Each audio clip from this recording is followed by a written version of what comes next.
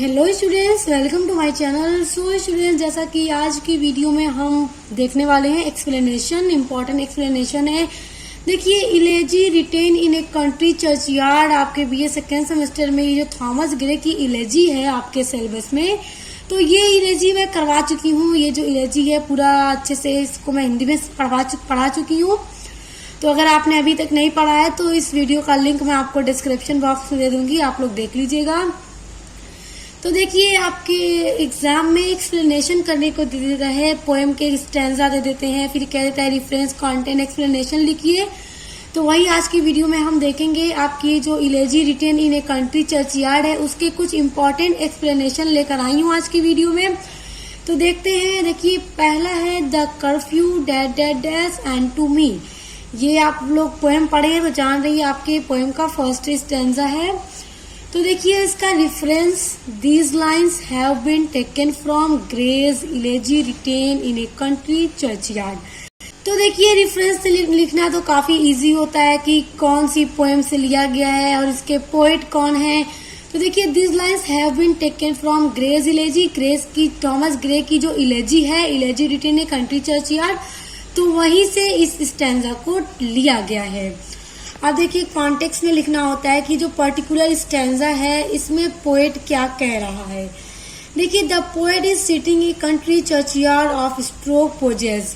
देखिए, stroke Poges के कब्रिस्तान में थॉमस ग्रे बैठा हुआ है और उसी कब्रिस्तान में बैठ करके उन्होंने इस इलेजी को लिखा है। The poet seeing the Graves of the poor and he start writing about this poor farmers.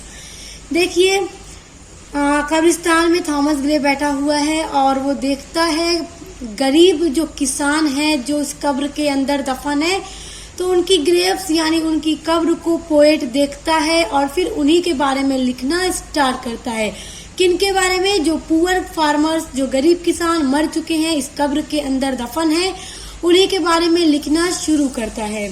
Explanation देखिए, the curfew was an evening bell which originally warned people to cover their fires, put out their lights and go to bed.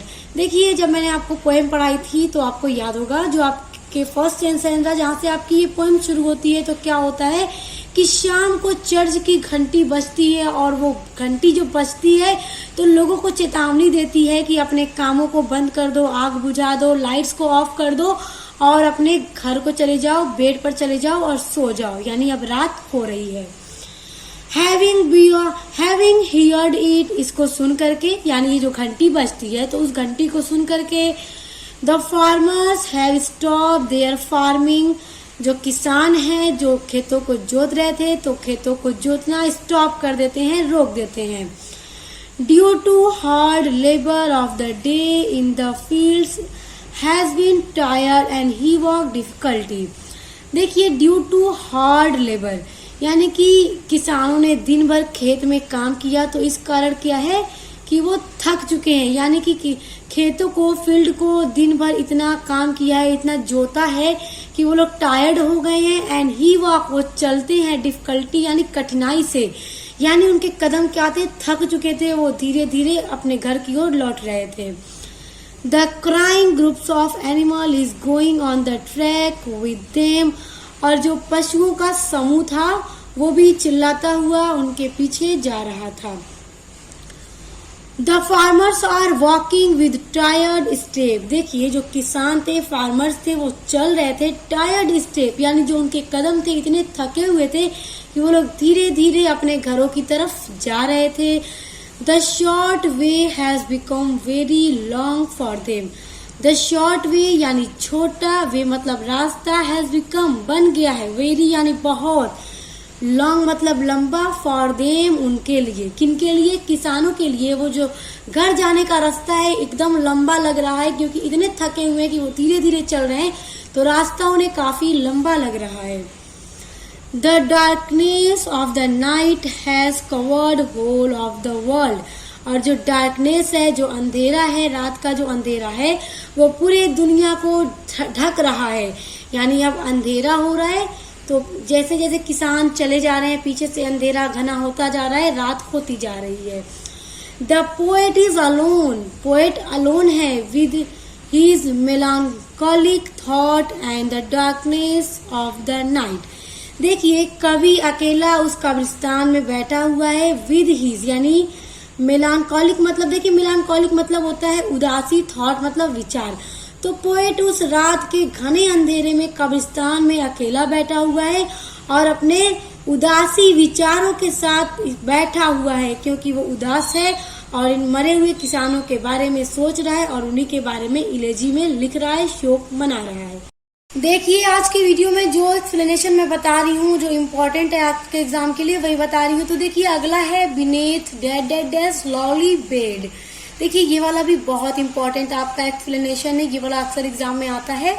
तो देखिए reference as above, यानी अभी start में पहले वाले explanation में जो आपको रिफरेंस मैंने बताया सेम वही आपको भी लिखना होगा यहाँ पे।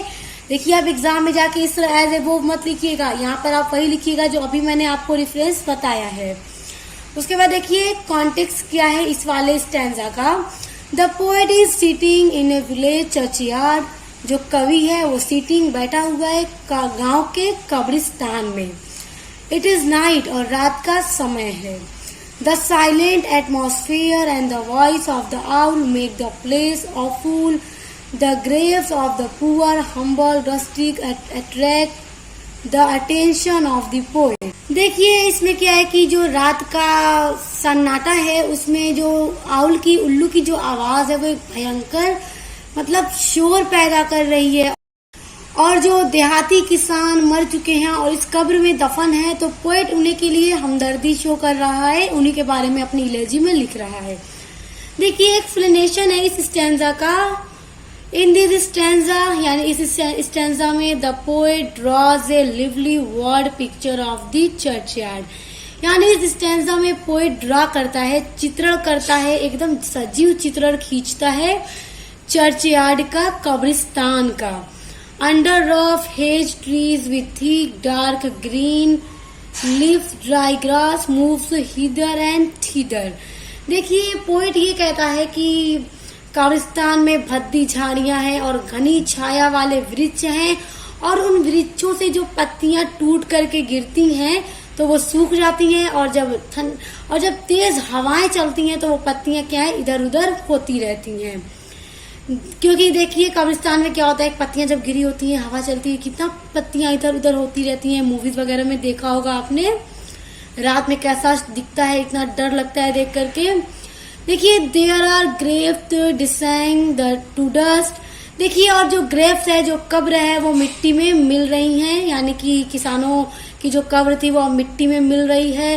Uneducated villagers are laid in graves, और जो अनएजुकेटेड विलेजर्स हैं वो इस कब्र में दफन हैं, उनके जो शव है इस कब्र में दफन हैं।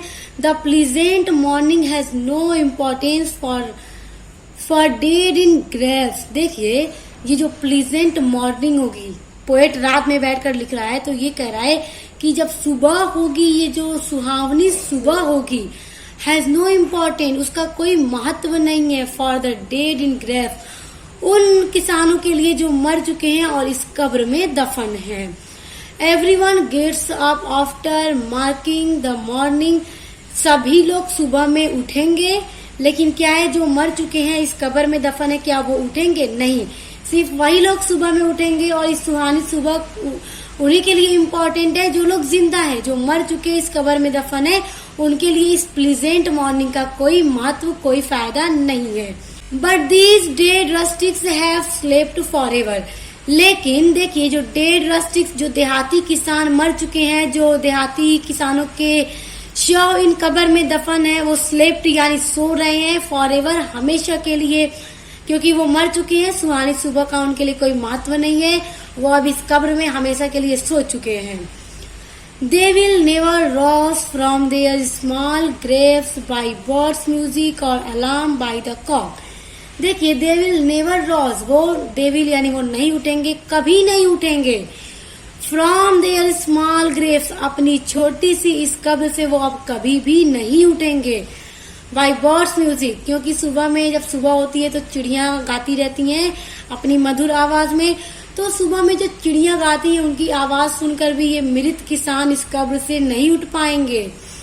और जो सुबह में मुर्गा बोला करता है और अलार्म बाय द कुक, तो जो मुर्गा सुबह में बोलता है उसकी भी आवाज ये किसान नहीं सुन सकते, उसकी आवाज से भी नहीं उठेंगे। Because they have died and buried, क्योंकि वो मर चुके हैं।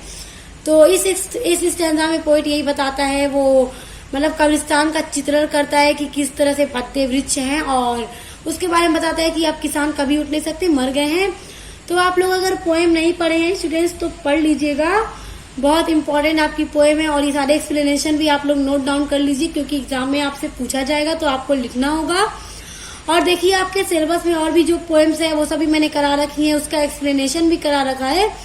तो मेरे चैनल पर एक प्लेलिस्ट है BS second semester English literature के नाम से, तो आप लोग उस प्लेलिस्ट को विजिट कीजिएगा, खोलिएगा, आपको वहां पर अपने सेकेंड सेमेस्टर की ऑल यूनिट्स पढ़ने को मिलेंगी। देखिए आपका तीसरा एक्सप्लेनेशन बहुत इंपॉर्टेंट है, ये भी एग्जाम में पूछा जाता है। Let not dead dash grave, आप लोग पोएम में देखिएगा जब आपको समझ आ जाएगा। आपने पढ़ी है, आपने देखी है, आपके बुक में है। देखिए रेफरेंस क्या है, सेम होगा, सब रेफरेंस सेम होगा कि किसने लिखा, थॉमस ग्रे ने लिखा, किस में से लिया गया है, elegy written in a country churchyard से लिया गया है। आप देखिए इस स्टैंजा का जो कॉन्टेक्स्ट है वो है the poet has great interest in the life of common people and their activities. देखिए जो पोएट है वो ग्रेट इंटरेस्ट यानी महान रुचि लेता है लाइफ ऑफ कॉमन पीपुल यानी सामान्य लोगों के जीवन में रुचि लेता है, एंड देयर एक्टिविटीज, और उनकी जो एक्टिविटीज हैं, जो डेली लाइफ में वो जो कार्य करते हैं, उनके जो क्रियाकलाप हैं उनमें पोएट बड़ा इंटरेस्ट लेता है और उन्हीं के बारे में इस स्टैंजा में लिखता है। He thinks over worldly people's unjust behaviour toward the poor, और देखिए वह इन गरीब लोगों के प्रति संसार के लोगों के अन्यायपूर्ण व्यवहार के बारे में सोचता है। यानी वो इस स्टैंजा में क्या वर्णन करेगा, वो इस स्टैंजा में ये वर्णन करता है कि जो गरीब किसान है, तो दुनिया के जो लोग हैं, जो रिच लोग हैं, वो किस तरह गरीब किसानों से नफरत करते हैं, तो उसी के बारे में इस स्टैंजा में पोएट पूरा वर्णन करता है। देखिए explanation. The worldly people take great pride in their prosperity and forget that the poor too are human being like them. देखिए संसार के जो लोग हैं अपनी समृद्धि पर बहुत ज्यादा प्राइड यानी गर्व करते हैं, और देखिए वो फॉरगेट हो जाते हैं यानी वो भूल जाते हैं कि ये जो गरीब लोग हैं, ये जो गरीब किसान है, the poor are too human beings like them, और ये पुअर किसान है वो भी एक ह्यूमन बीइंग है, वो इंसान है, लाइक देम उन्हीं की तरह। किन की तरह? पोएट यहाँ पर जो रिच लोग हैं, जो लग्जरी लाइफ गुजारते हैं इस दुनिया में, तो उन्हें तो बहुत घमंड होता है अपनी लाइफ पे कि हम तो बहुत रिच हैं, और वो गरीब किसान को अपने से बहुत नीच समझते हैं। तो पोएट उन्हीं के लिए लिखता है कि वो ये चीज भूल जाते हैं कि ये जो गरीब किसान है वो भी उन्हीं की तरह एक इंसान है, तो उन्हें उनसे क्या है, नफरत नहीं करनी चाहिए। They thinks the poor are inferior, वह सोचते हैं कि वो क्या सोचते हैं कि वो गरीबों को अपने से निकृष्ट मानते हैं। The poet pleads against these inhuman tendency, और देखिए जो कवि है, जो पोएट है, वो अगेंस्ट है, इस बात के खिलाफ है कि ये जो अमानवीय व्यवहार है गरीब किसानों के लिए, वो इसके अगेंस्ट है। पोएट अगेंस्ट है, पोएट खिलाफ है इस बात के कि जो रिच लोग हैं गरीब किसानों को कुछ भी नहीं समझते, तो वो गलत करते हैं। पोएट इस बात के खिलाफ है, उनके इन बिहेवियर के खिलाफ है कि उनको ऐसा नहीं करना चाहिए, गरीबों का भी सम्मान करना चाहिए, पोएट का ये कहना है। देखिए अकॉर्डिंग टू पोएट, कवि के अनुसार the ambition people should not laugh at labour of these villagers. देखिए द एम्बिशन पीपुल का मतलब जो महत्वाकांक्षी लोग हैं इस दुनिया में, जो रिच हैं, जो ऊंचे हैं, तो मतलब वो पोएट कहने शुड नॉट लाफ, उन लोगों को हंसना नहीं चाहिए। जो एम्बिशन पीपुल है इस दुनिया में, शुड नॉट लाफ, उनको हंसना नहीं चाहिए। At labour of this villagers, जो इस गांव के किसान मेहनत करते हैं, मजदूरी करते हैं, खेतों को जोतते हैं, तो इन पर अमीरों को हंसना नहीं चाहिए, उनका मजाक नहीं उड़ाना चाहिए।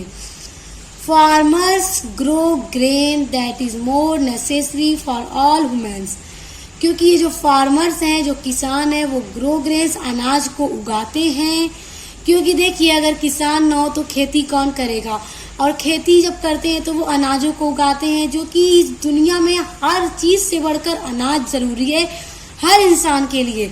मतलब अगर दुनिया में बहुत बड़ा घर ना होकर के थोड़ा छोटा भी घर होगा तो इंसान रह लेगा, मगर अगर खाना नहीं होगा तो वो जीवित नहीं रह सकता। तो पोएट वही कह रहा है कि फार्मर्स ग्रो ग्रेन, अनाज को फार्मर्स किसान उगाते हैं, दैट इज मोर नेसेसरी, और ये सबसे ज्यादा आवश्यक है फॉर ऑल वुमेन, सभी इंसानों के लिए। Man may not live without bread, देखिए मैन जो है, जो इंसान है, जो मनुष्य है, वो नहीं जी सकता विदाउट ब्रेड, ब्रेड यानी रोटी के बिना। अगर किसान रोटी ना उगाए, गेहूं ना उगाए तो आप रोटी के बिना जिंदा रह लेंगे? नहीं, हम कोई नहीं रह पाएंगे। तो इसीलिए पोएट कह रहा है कि मतलब गरीबों किसान का मजाक नहीं उड़ाना चाहिए, क्योंकि वही खेती करता है, वही अनाज को उगाता है, जो कि सबसे ज्यादा इम्पोर्टेंट है। देयरफॉर, इसीलिए दे डिजर्व ग्रेट ऑनर्स, दे यहाँ पर फार्मर्स के लिए यूज हो रहा है कि दे डिजर्व, वो डिजर्व करते हैं, ग्रेट यानी महान, ऑनर्स यानी कि किसान भी महान सम्मान को डिजर्व करते हैं। It is a matter of great shame that still the farmers are poor, देखिए इट इज अ मैटर यानी कि यह बहुत लज्जा की बात है कि वो किसान क्या है, फिर भी गरीब हैं।